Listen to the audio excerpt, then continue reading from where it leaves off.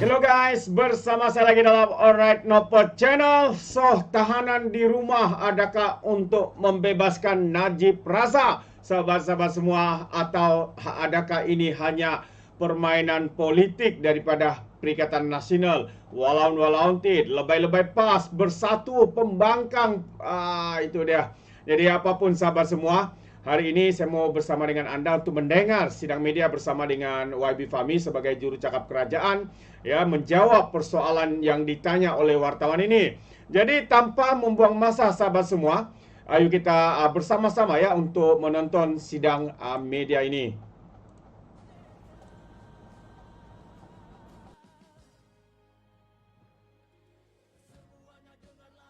Assalamualaikum warahmatullahi wabarakatuh. Salam sejahtera. Salam perpaduan, salam Malaysia Madani. Terima kasih rakan-rakan media. Hari ini kita ada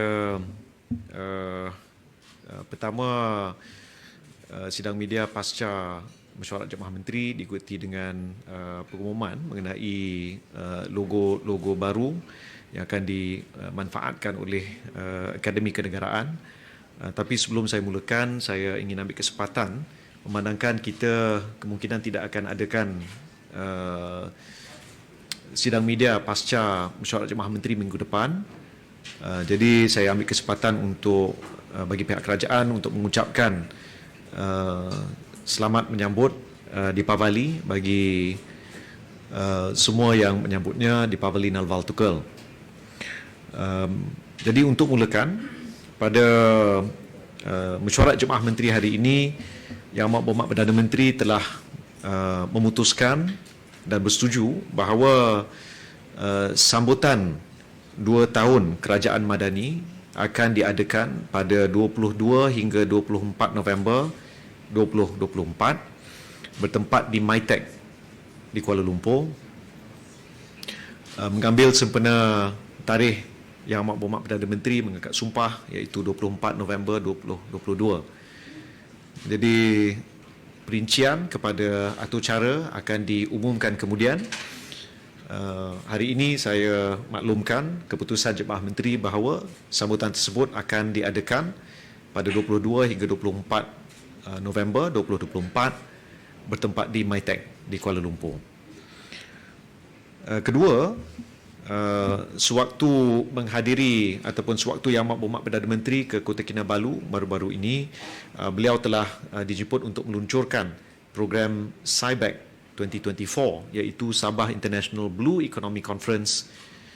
Dan hari ini Yang Amat Berhormat Perdana Menteri telah menegaskan bahawa Jemaah Menteri dan juga pihak Kerajaan Persekutuan harus memberi sokongan padu kepada usaha Kerajaan Negeri Sabah memanfaatkan segala sumber yang ada untuk membantu Kerajaan Negeri Sabah mengimplementasi ataupun melaksanakan konsep blue economy ini. Ini melibatkan hasil mahsul laut, bukan hanya dari segi perikanan tapi juga sumber-sumber mineral dan juga sebagai sumber berpotensi untuk tenaga boleh baru. Jadi ini arahan Yang Amat Berhormat Perdana Menteri kepada Jemaah Menteri hari ini bagi menyokong usaha membangunkan ekonomi negeri Sabah. Perkara yang ketiga ingin saya maklumkan, mesyuarat Jemaah Menteri pada hari ini telah meluluskan secara dasar siri pindaan kepada kanun keseksaan dan juga kanun tata cara jenayah berkaitan isu buli cyber, dan satu undang-undang pindaan akan dibawa ke Parlimen dalam mesyuarat kali ini. Selain daripada itu, satu undang-undang yang dinamakan Undang-Undang Keselamatan dalam Talian ataupun Online Safety Act, yang ringkasannya ONSA, akan dibawa ke Parlimen juga untuk memastikan bahawa dari segi secara keseluruhannya internet kita menjadi lebih selamat, terutama untuk kanak-kanak dan keluarga.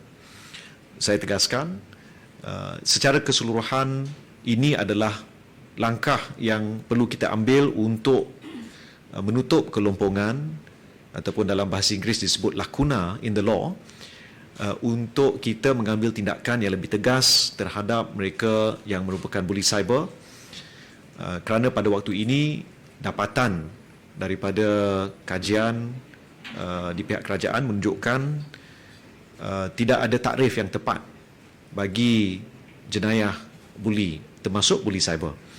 Jadi ini akan dibawa dalam sidang parlimen kali ini, dan kita jangka menjelang awal Disember akan dibentang untuk dibacaan kali kedua.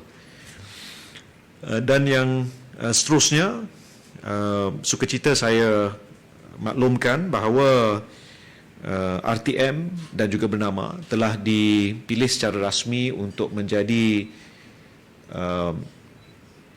media penyiar utama ataupun media rasmi bagi ASEAN,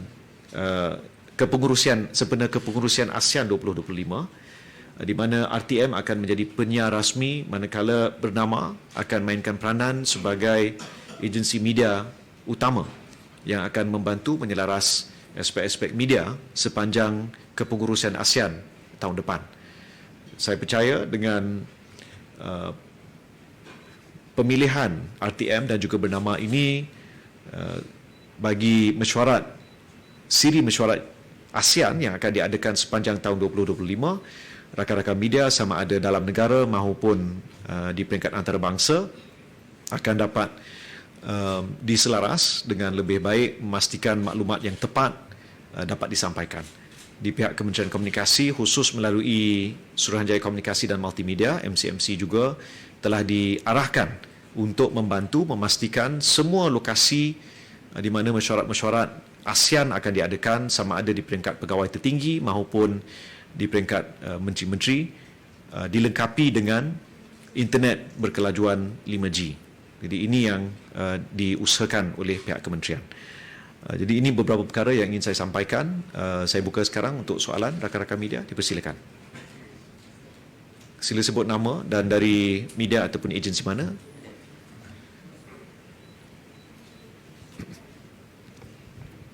YB Divya from Bernama. Nak tanya, Kabinet ada tak bincang pasal Malaysia diterima sebagai negara rakan BRICS hari ini? Kabinet. Ya, kita tidak bincang secara khusus. Ini adalah pemakluman awal dan belum lagi dibincangkan secara mendalam.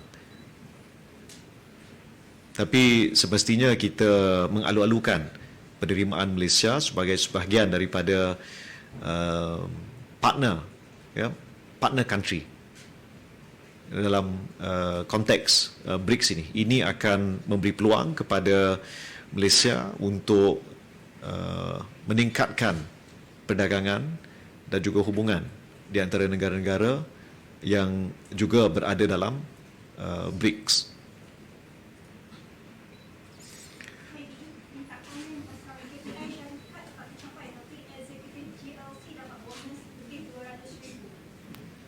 Eksekutif ini yang kes yang mana? Boleh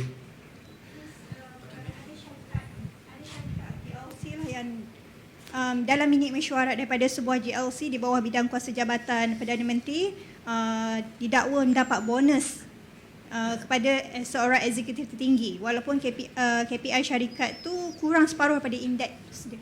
Ya, perkara ini tak dibincangkan dalam mesyuarat Jemaah Menteri hari ini, tapi saya akan bawa ke perhatian Yang Amat Berhormat Perdana Menteri.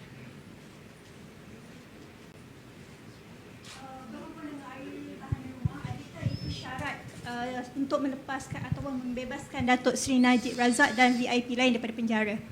Oh, ini tidak betul. Ya. Jadi baru-baru ni dalam mesyuarat Majlis Sosial Negara, Yang Amat Berhormat Timbalan Perdana Menteri telah mempengerusikan dan Yang Berhormat Menteri Dalam Negeri telah memberikan konteks secara menyeluruh.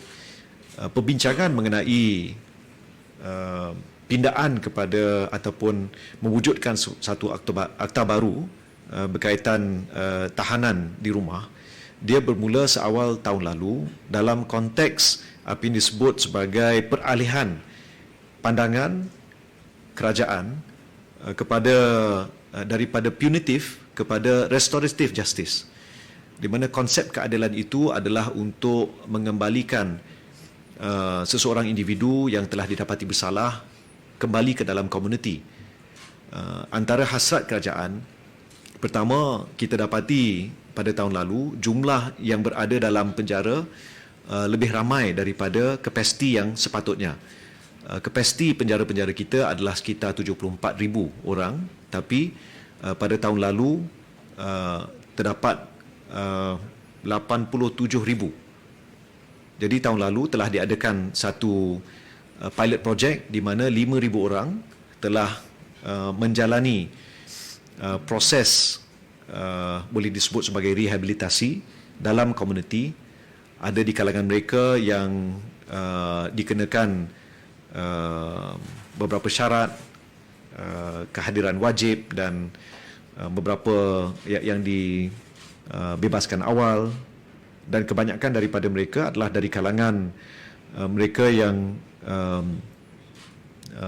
mungkin yang disebut sebagai kes-kes yang tidak terlalu berat, yang tidak berat, tidak melibatkan pembunuhan sebagai contoh, ataupun kes-kes yang hukumannya lebih daripada sejumlah tahun. Jadi kes-kes yang dianggap tidak berat. Niatnya adalah untuk mengurangkan kebarangkalian pelaku-pelaku ini kembali ke penjara setelah mereka dibebaskan. Ini disebut sebagai recidivism. Berdasarkan kajian setelah dilakukan pilot project ini yang melibatkan lebih kurang 5,000 orang, menunjukkan bahawa kadar recidivism telah turun ke lebih kurang 15%. Ini satu angka yang cukup baik, dan pada tahun lalu Yang Berhormat Menteri Dalam Negeri telah memaklumkan bahawa Kementerian Dalam Negeri telah dan Jabatan Penjara telah menikmati penjimatan sebanyak 19 juta ringgit dengan usaha ini.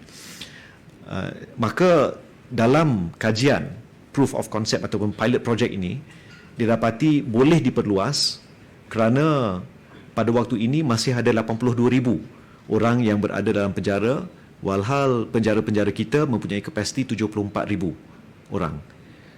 Dan untuk memastikan antara perkara yang ingin dilaksana adalah tahanan di rumah, maka satu akta khusus perlu digubal mengambil kira undang-undang sedia ada dan juga takrifan mengenai beberapa aspek dari segi penahanan. Ini telah dibincang daripada tahun lalu dan niatnya adalah selaras dengan apa yang kita sebut sebagai restorative justice. Jadi kalau kita lihat apa yang telah diusahakan oleh kerajaan, termasuk mengenai sebelum ini moratorium ke atas hukuman mati mandatory dan juga pindaan yang telah dibawa yang tidak mengikat hakim-hakim kepada hukuman mandatory, hukuman mati mandatory, maka kita lihat secara keseluruhan ini adalah sikap kerajaan yang lebih menjurus ke arah restorative justice. Ia tidak ada kaitan dengan mana-mana individu, tapi bila kita lihat ekosistem itu secara keseluruhan, kita perlu beranjak sesuai dengan zaman. Banyak negara mengamalkan konsep restorative justice dan kita juga ke arah itu. Dan dapatan awal seperti yang saya sebutkan tadi, banduan-banduan ini lebih boleh diterima oleh masyarakat bila mereka menghabiskan sisa penahanan mereka dalam komuniti, dan itu akan dapat membantu mengurangkan kos, beban dan juga tekanan ke dalam kepada sistem sosial dalam negara kita bila kita dapat kawal kadar recidivism yang saya sebutkan tadi. Maaf di atas syarahan, tapi saya rasa perlu saya perjelaskan. YB Hayati dari Bernama, boleh tahu tak tempoh masa kajian tu dijalankan? Sepanjang tahun lalu sehingga sekarang. Ya. Jadi ada dapatan telah dibentangkan dalam Majlis Sosial Negara baru-baru ini, beberapa hari yang lalu, sebelum peluncuran Dasar Sosial Negara. Jadi mesyuarat Majlis Sosial Negara tahun ini telah diadakan 3 kali, dan ini menegaskan betapa pentingnya pihak kerajaan melihat isu sosial apa yang membelenggu rakyat di negara kita, termasuk isu keadilan dan apa yang saya sebut tadi sebagai restorative justice di masalah yang dihadapi oleh Jabatan Penjara. Ini secara keseluruhannya kita ingin tangani tanpa menjejaskan aspek keselamatan untuk orang ramai. YB Iskandar dari Berita Harian, nak tanya, adakah dibincangkan dalam kabinet hari ini Persatuan SME menyuarakan kebimbangan sebab pengumuman kenaikan gaji minimum dan sumbangan wajib KWSP, kerana ia akan memberi tekanan, adakah dibincangkan? Ya, ada dibincangkan beberapa aspek, termasuk pandangan daripada pihak SME, pandangan daripada beberapa syarikat yang mengusahakan ladang-ladang mengenai beberapa keputusan ataupun pengumuman yang telah dibuat sewaktu pembentangan belanjawan pada 18 Oktober yang lalu. Yang Berhormat Perdana Menteri telah dimaklumkan mengenai pandangan-pandangan ini dan sudah pasti beliau akan mengambil kira, dan kita tunggu sebarang keputusan sewaktu penggulungan nanti, insya-Allah, oleh pihak Kementerian Keuangan. Alright, so itu dia jawapan panjang lebar ya daripada YB Fahmi berkaitan dengan soalan yang diberikan ataupun ditanya oleh para wartawan terbaik. Jadi jelaslah sahabat semua, perkara ini sengaja dipolitikkan, diwar-warkan, dipanaskan, digempakkan oleh pihak pembangkang untuk tujuan politik semata-mata. Jadi terima kasih. Sekiranya anda sahabat semua ingin memberikan sebarang komen, pandangan berkaitan dengan isu ini, anda boleh berikan di dalam ruangan komen. Jadi ingat, ya, komen dengan cara berhemat. Jadi izinkan saya untuk mengundurkan diri, dan seperti biasa peribahasa mengatakan tapak pengkangkap 2 ton keinginan. Dalam bahasa Melayunya, tepuk dada, tanya selera. Sekian je daripada Alright Nampak Channel. Saya kita berjumpa lagi. Bye-bye.